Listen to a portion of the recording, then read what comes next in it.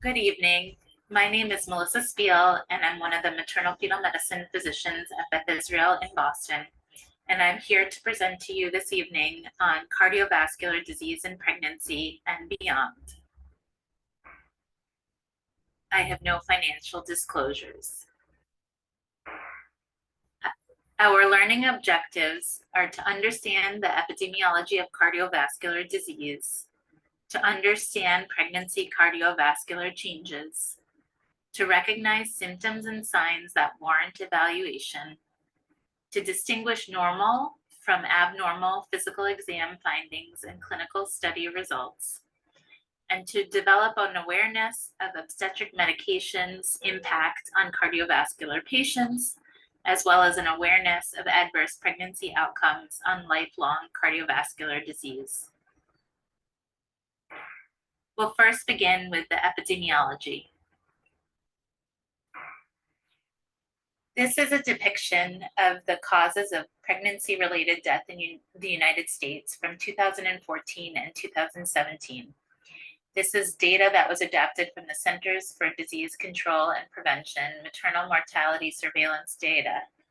Blue represents cardiovascular disease, which includes hypertensive disease, cardiomyopathy, and other cardiovascular conditions, which approximate about a third of pregnancy-related deaths during this time period.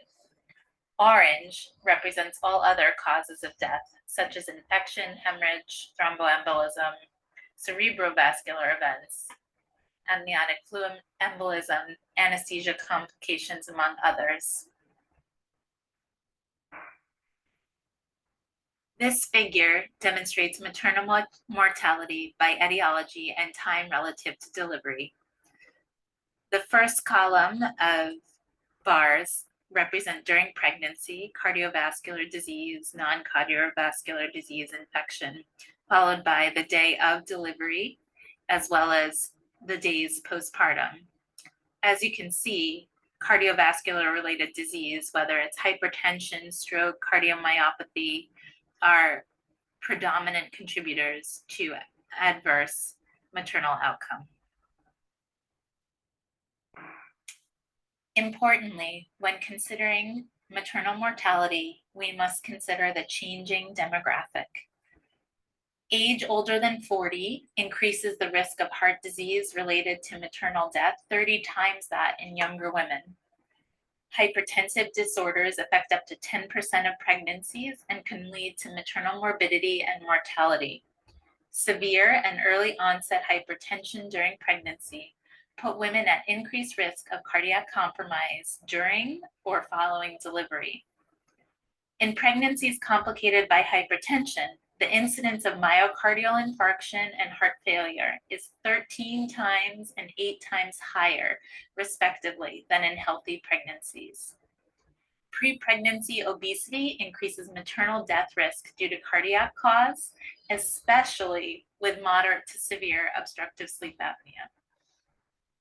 Non-Hispanic Black women have 3.4 times higher risk of dying from cardiovascular disease-related pregnancy complications compared to non-Hispanic white women, independent of other variables.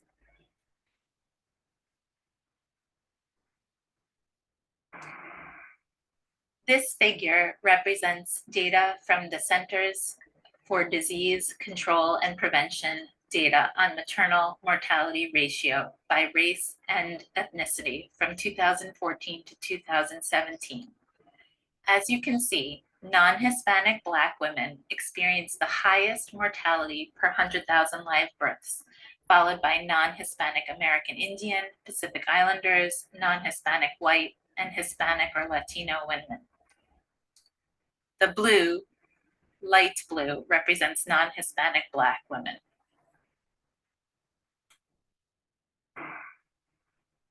This article is a recent cross-sectional analysis of maternal data from all live births in the United States among individuals aged 15 to 44 from 2007 to 2019, using data obtained from the Center for Disease Control and Prevention.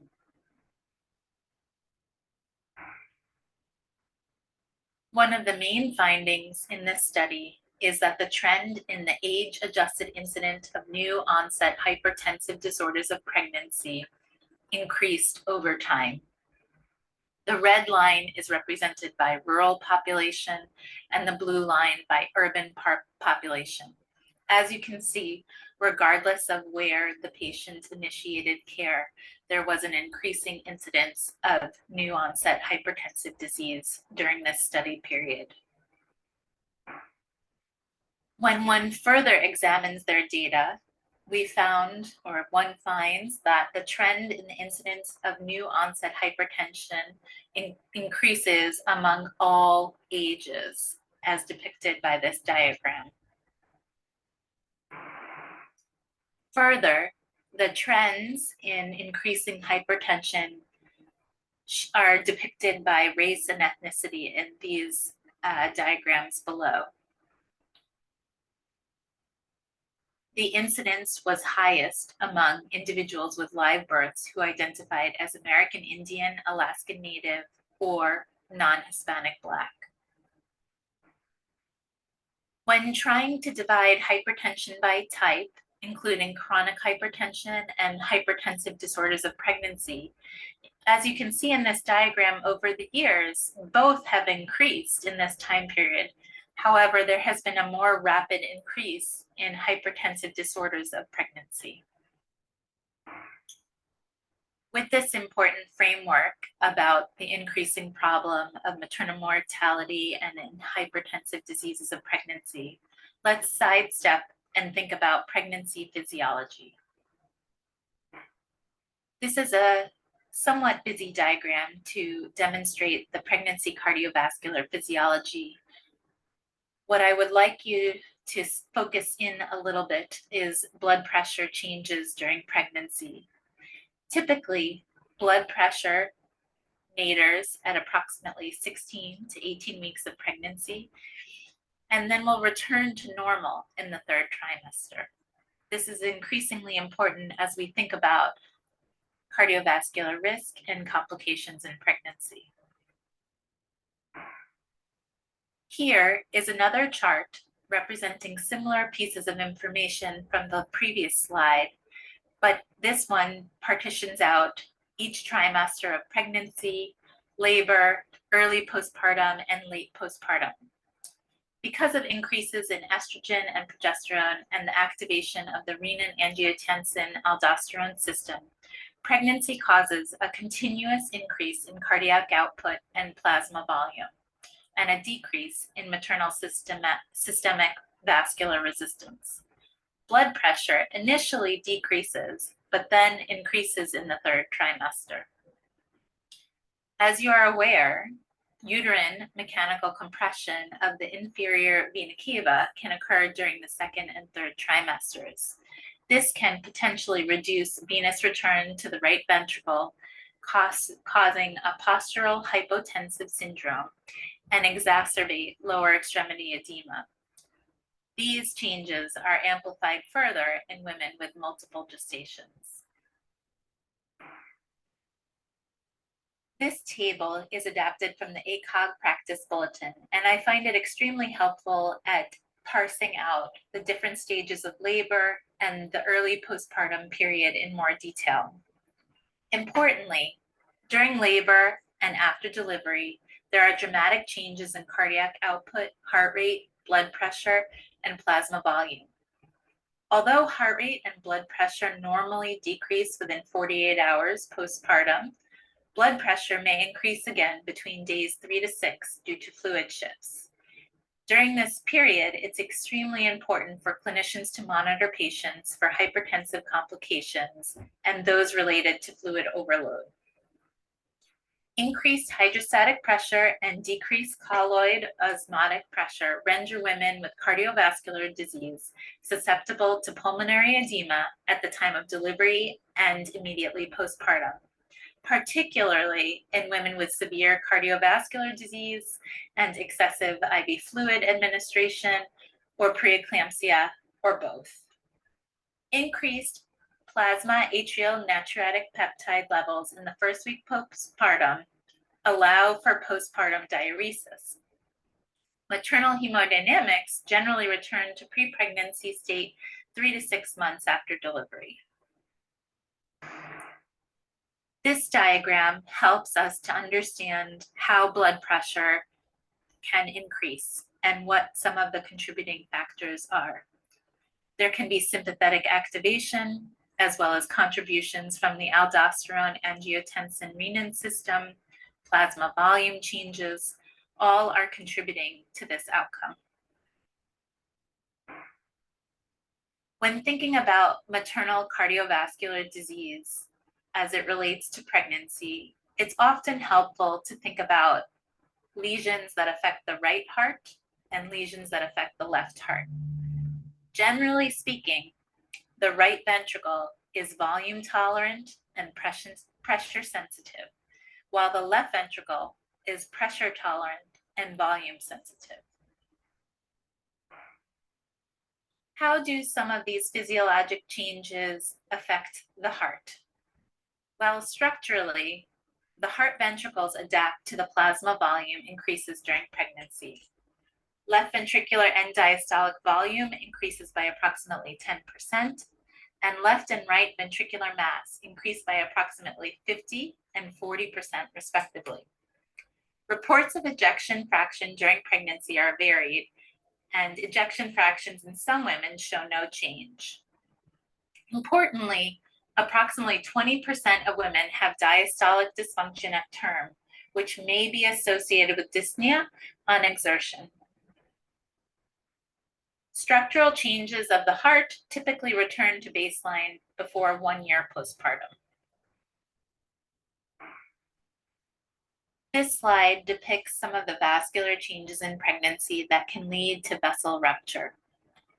Hormones in pregnancy can inhibit collagen and elastin deposition, which can then lead to intimal hyperplasia, vascular fragility.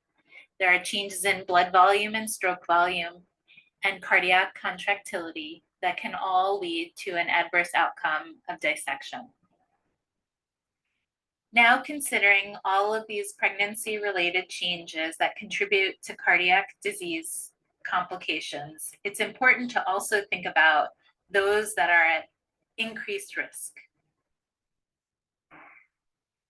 This diagram, taken from a review of cardiovascular complications during pregnancy, represents some of those individuals or risk factors that contribute to these adverse outcomes. Coronary artery disease, prior cardiac event, baseline New York Heart Association class 2 or above, or cyanosis, left heart obstruction, left ventricular ejection fraction of less than 40%, mechanical valve, high-risk aortopathy, pulmonary hypertension, all need to be considered when stratifying for risks. Grutman and colleagues summarized 3 of the more prominent cardiovascular registries of pregnancy. The CARPREG, Zahara, and ROPAC registries followed women with cardiovascular diseases in pregnancies and sought to identify adverse cardiac outcomes. Here you can see there is a relatively large percentage of women who underwent heart failure complications, other cardiovascular complications, and death.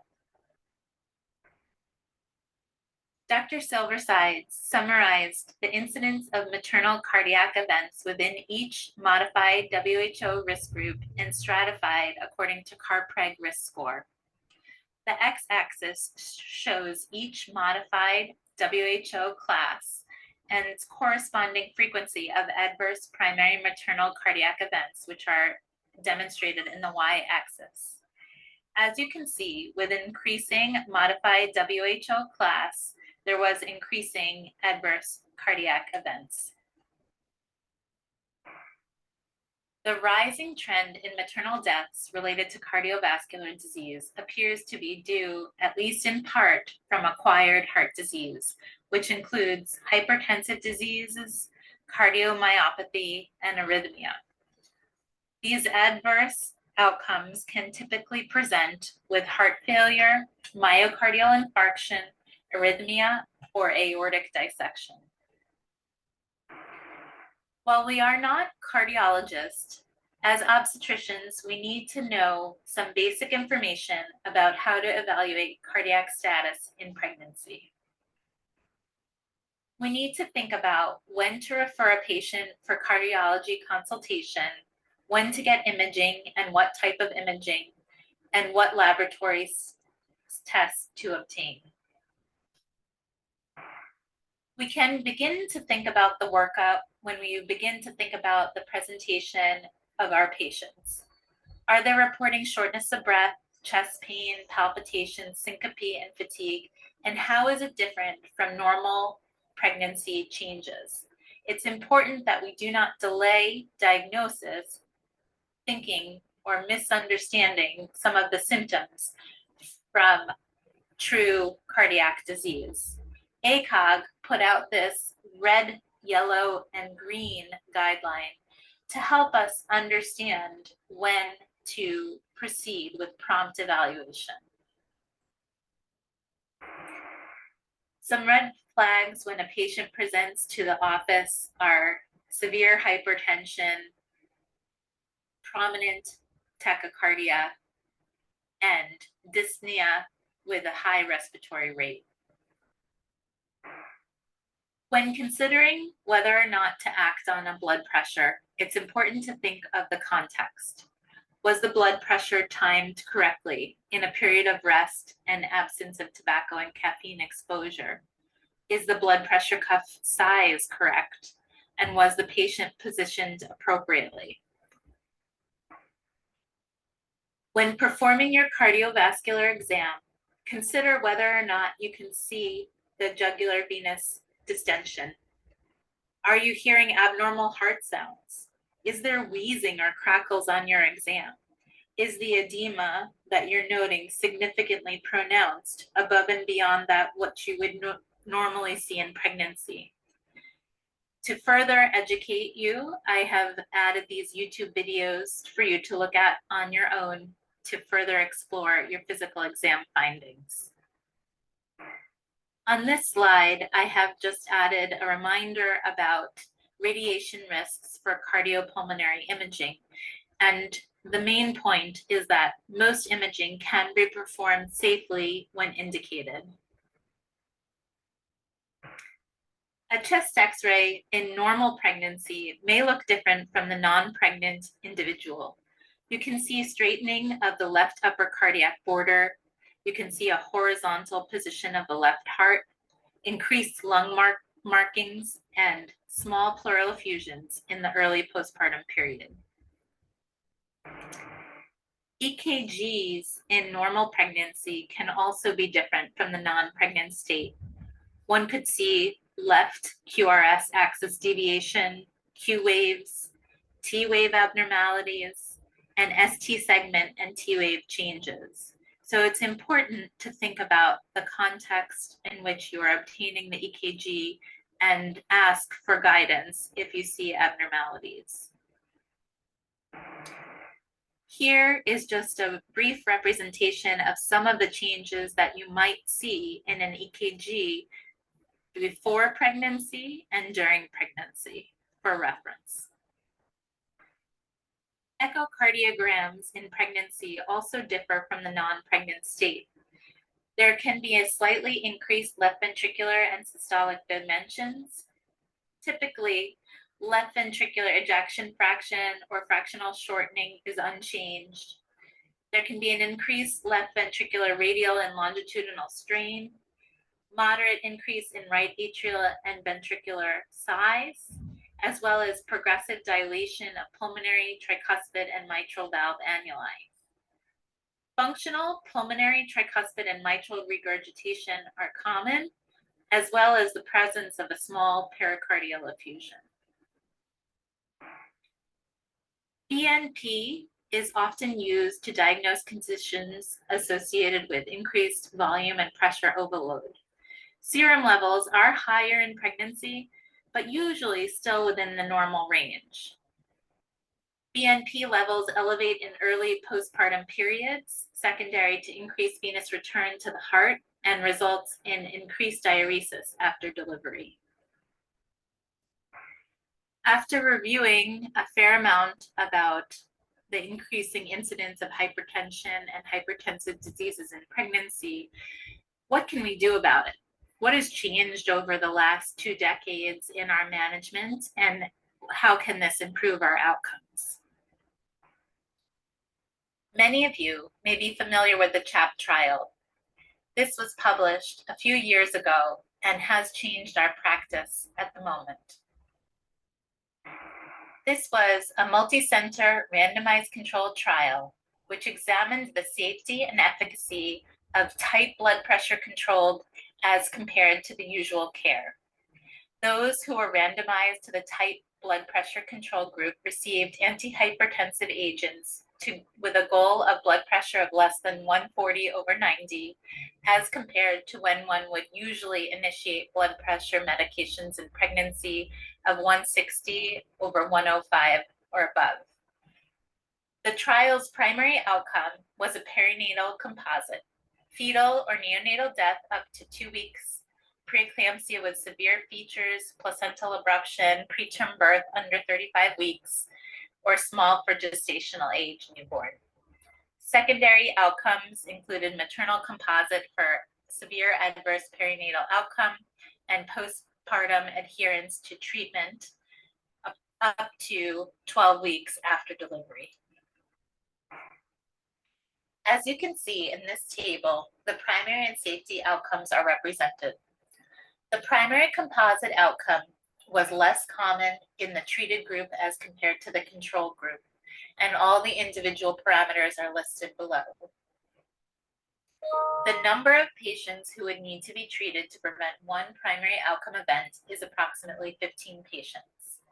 And with respect to the safety outcomes, small for gestational age, less than the 10th or less than the 5th, there was no difference between the treated population and the untreated population.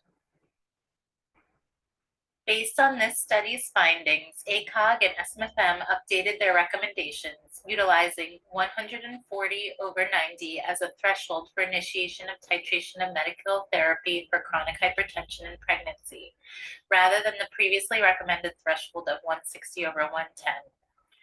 For patients on blood pressure medications at the start of pregnancy, in the absence of mitigating factors or side effects, they were deemed to be able to maintain their medications rather than discontinuing them and waiting to initiate treatment for blood pressures in the severe range. In parallel, in the general medicine and cardiology literature, there has been a push to adjust guidelines for hypertension in the non-pregnant individual. Hypertension stage 1 has been shifted to 130 systolic to 139, or diastolic 80 to 89. As you are aware, this is different from pregnancy guidelines. Non-pregnant cardiovascular guidelines have also made adjustments in their algorithms for how to manage patients with stage 1 hypertension. This recent publication in the Green Journal was a planned secondary analysis of the CHAP trial. Participants with mean blood pressure below 140/90 were grouped into 2 groups, either blood pressure below 130/80 or blood pressure between 130 to 139/80 to 89.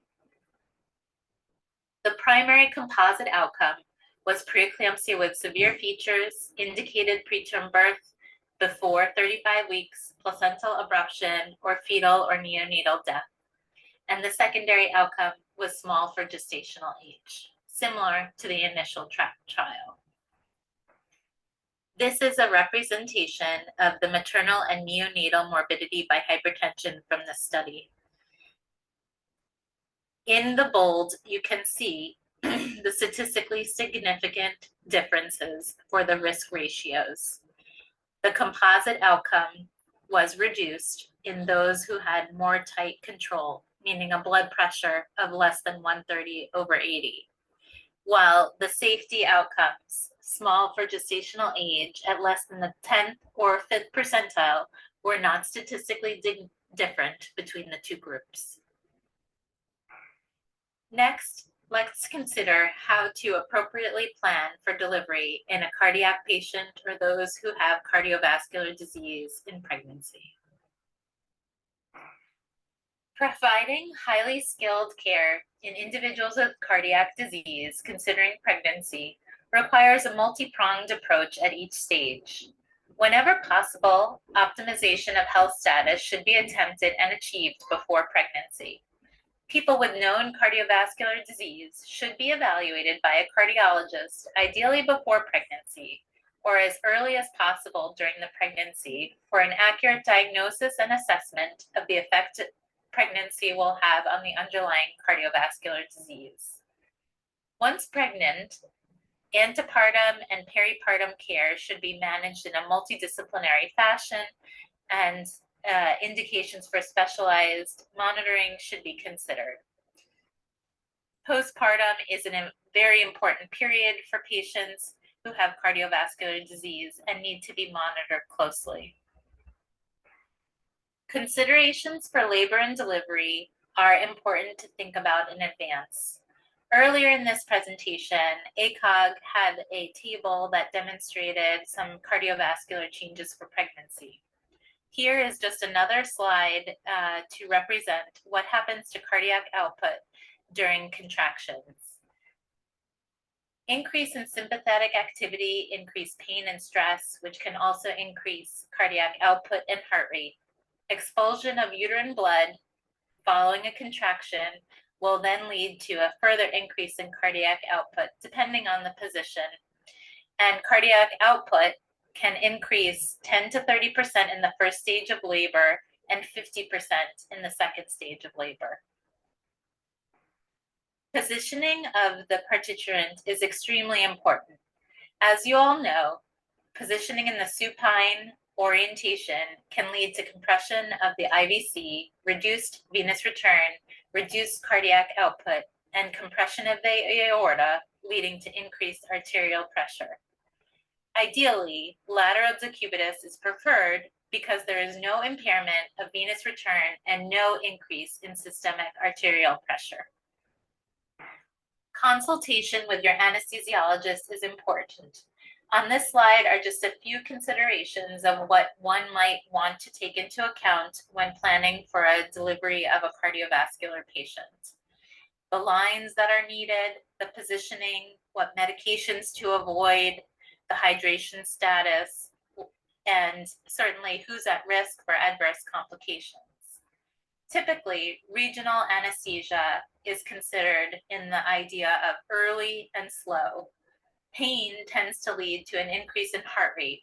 Early epidural, especially for lesions that are sensitive to increases in heart rate, may be helpful. The sympathetic blockade leads to venodilation, which can also decrease preload and decrease cardiac output and hypotension, so are also important to consider in cardiovascular patients. Spinal anesthesia leads to a profound sympathectomy and hypotension and is often contraindicated in some of these patients.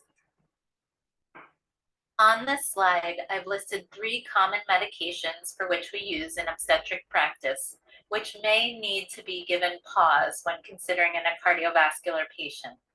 Terbutaline, a known beta-2 agonist, is important to be aware of that it increases heart rate. So cardiovascular diseases that are sensitive to heart rate changes may be challenging and cause more issues. Methergin, as an ergot alkaloid, increases systemic vascular resistance and can also cause issues among those who are sensitive to coronary vasospasm. Hemabate may also be problematic. Speak with your cardiovascular specialist as well as your anesthesia colleagues to determine which agents should or should not be used in your patient. When planning for a vaginal delivery, it's important to consider Valsalva. Valsalva increases intrathoracic pressure and increases mean arterial pressure. It also can decrease venous return and decrease heart rate. You can limit the effects of the Valsalva by using an assisted second stage. In some cardiovascular conditions, this may be a conversation between you and your cardiologist and anesthesia colleagues. With regard to telemetry, there are no consensus guidelines to guide who warrants telemetry or for how long, except for those who have a prior history of arrhythmia or develop a new arrhythmia in pregnancy. Whether or not to use telemetry is somewhat dependent on the specific lesion, your resources available, your baseline risk of concern, and other monitoring capabilities. This slide from Silverside's paper and the CarPreg registry is helpful, I think, especially when considering labor and delivery management. The blue represents when arrhythmias occurred in pregnancy. And as you can see, the arrhythmias were much more common to occur antepartum or postpartum than during the labor and delivery period. This may help or influence your concern or need for telemetry during labor. Now let's think about what happens with delivery of the fetus to the mom. There's an immediate increase in preload from IVC compression release and an autotransfusion. There's an increase in cardiac output and increase in blood loss, which can contribute to cardiovascular changes that you may see in your patient. Thus, it's important to think about how to deliver your patients. Expert opinions suggest that certain aortopathies be delivered by cesarean, as well as someone who might have a chronic or active aortic dissection, individuals with warfarin use in the past week, or those with symptomatic severe or critical aortic stenosis, or someone who might have an unrepaired severe coarctation. On this slide, I've listed a few considerations when thinking about how to deliver a patient vaginally versus by cesarean. We need to think about how someone will tolerate pregnancy, their parity, how they delivered their prior pregnancy, what their gestational age is, what the indication for delivery, and the location or facility where the delivery is occurring, and what monitoring is available. Decisions around whom to offer an assisted second stage versus a cesarean delivery have been evaluated by experts, and the following list of patients may be amenable or may be a reasonable candidate for an assisted second stage.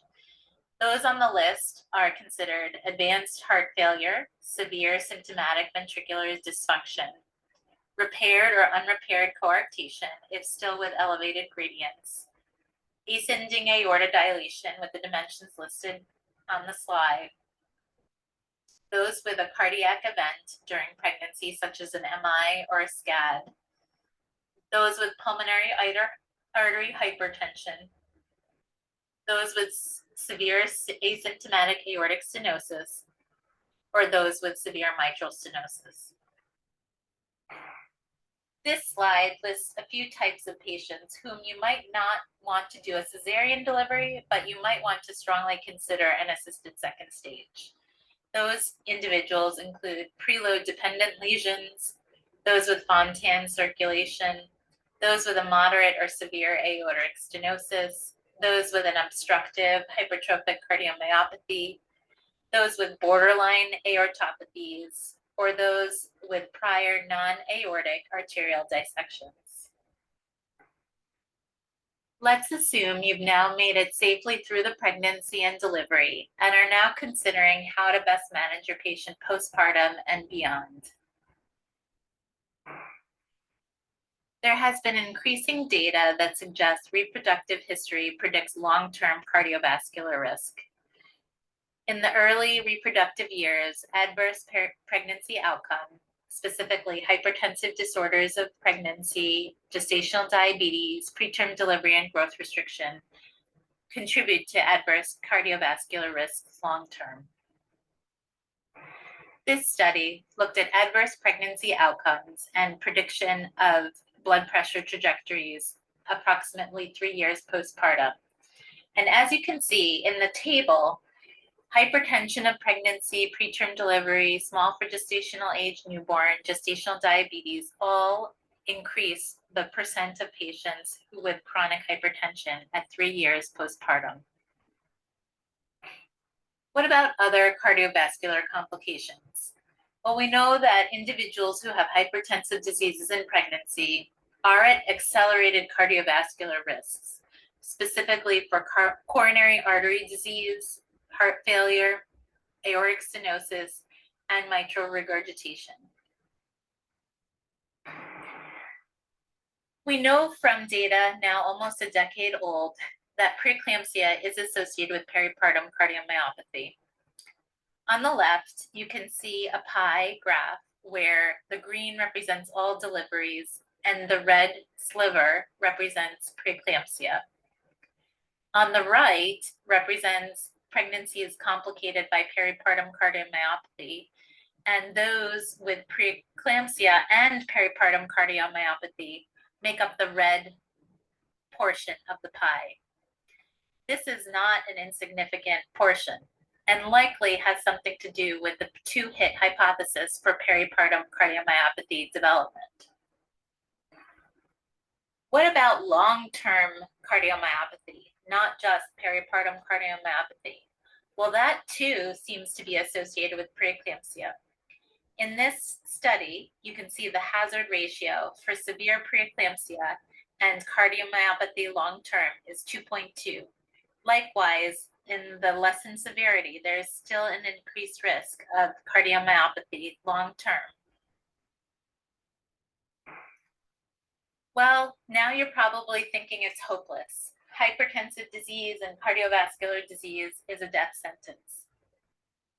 Fortunately, that may not be the end-all of this chapter. We know that healthy lifestyle behaviors can modify the risk of progression of cardiovascular disease. In this study, represented by the graphs in this table, there was a reduction in cardiovascular complications with modification in weight, physical activity, diet, and sodium and potassium intake. Another recently studied process to improve outcomes for women with cardiovascular disease includes emerging models of postpartum transitional clinics. These clinics have historically aimed at performing risk assessment for cardiovascular disease, counseling after an adverse pregnancy outcome, and ensure postpartum blood pressure stability. They also tend to facilitate transition to longitudinal primary care, which is important for lifelong health. The data around this intervention is sparse. There are 4 primary clinics that have been studied, and among those clinics, 3 of them were in the Canadian population. Regardless, there have been improved outcomes in cardiovascular health in all of those clinics when used appropriately.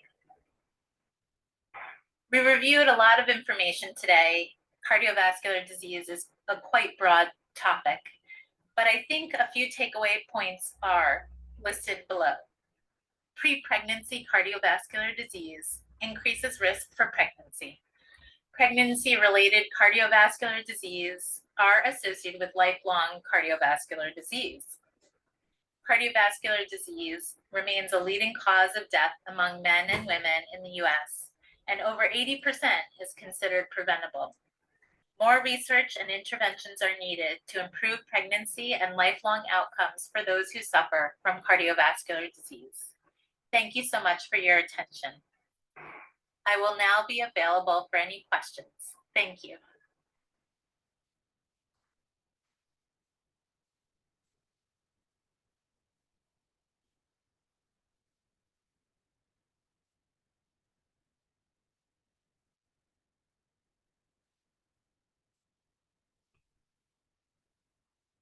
And if anyone has any questions, you can put it in the Q&A chat and Melissa can answer.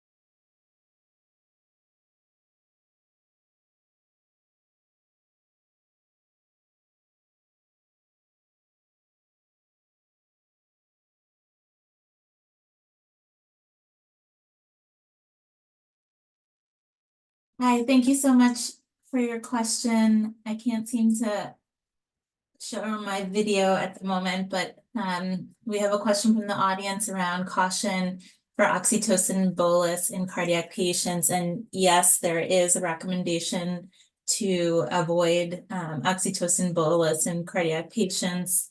And so similar to other strategies, slow titration of oxytocin is recommended.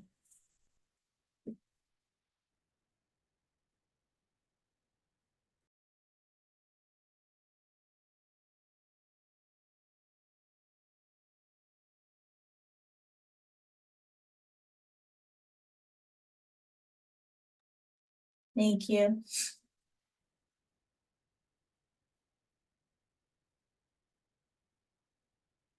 Anyone else?